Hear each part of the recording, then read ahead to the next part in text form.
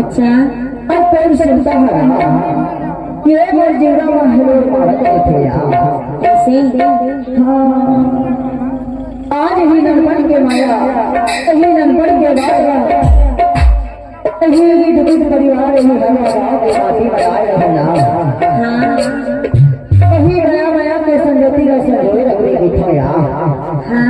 और तारो कभी मौका मिली तो फिर आई हो नहीं हो जाएगा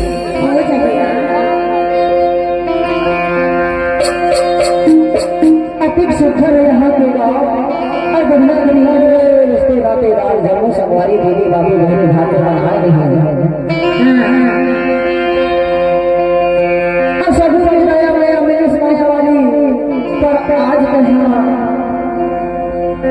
तो ही विहंगा का चलते जो परिस्थिति की खाओ कहाँ